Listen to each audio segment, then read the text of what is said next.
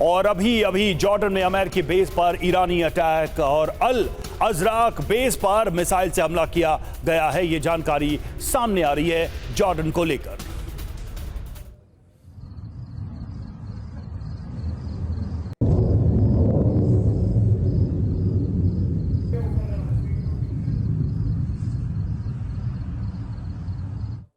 तो 21 घंटे में अमेरिकी बतला, ईरान फिर से दहला। क्या जानकारी है, कहां कहां हमला हुआ? केश्म द्वीप पर अटैक हुआ, मिना पर अटैक हुआ, बंदर अब्बास, सिरीक, जास्क और कोहे मुबारक पर हमला किया गया। टारगेट पर क्या क्या लोकेशन रही हैं? एयर डिफेंस सिस्टम टारगेट किया गया, वो कौन से उपकरण हैं या कौन से साइट्स हैं वो भी आपको बताते हैं। रडार साइट्स पर भी हमले हुए हैं। कैसे अटैक किया गया? मिसाइल और ड्रोन से हमले किए गए हैं, ये जानकारी मिल रही है। अब ब्रिगेडियर विनोद दत्ता हमारे साथ जुड़े हुए हैं। दत्ता सर, अब ये स्थिति कैसे अनफोल्ड हो रही है? एक तरीके से ये तो गुड न्यूज है नेतन्याहू के लिए।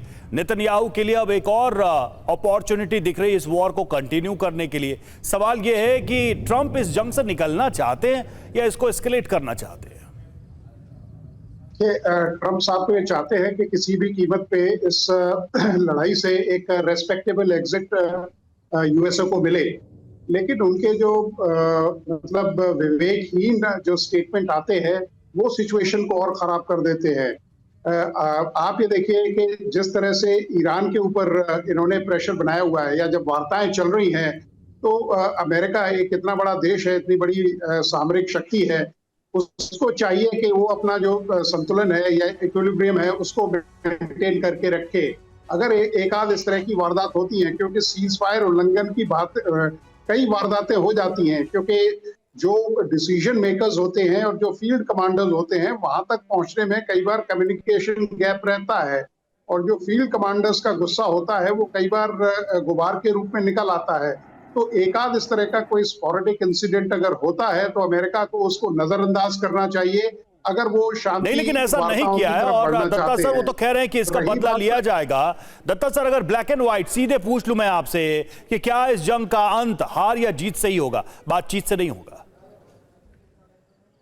देखिए, किसी भी युद्ध में हार जीत लॉसेस के हिसाब से नहीं होते। उसमें यह देखा जाता है कि आपके जो टर्मिनल ऑब्जेक्टिव्स हैं वो आपके अचीव हुए कि नहीं। लेकिन यहाँ तो अमेरिका का एक भी ऑब्जेक्टिव अचीव होता हुआ नजर नहीं आ रहा है। तो इसमें मैं कहता हूं कि शिकस्त अमेरिका की है, क्योंकि ईरान के पास अब बहुत ज्यादा कुछ खोने को है नहीं। और अगर ये जंग अभी से नहीं चल रही है, ये तो पिछले 47 वर्षों से चल रही है, वो चाहे प्रत्यक्ष रूप से हो या अप्रत्यक्ष रूप से।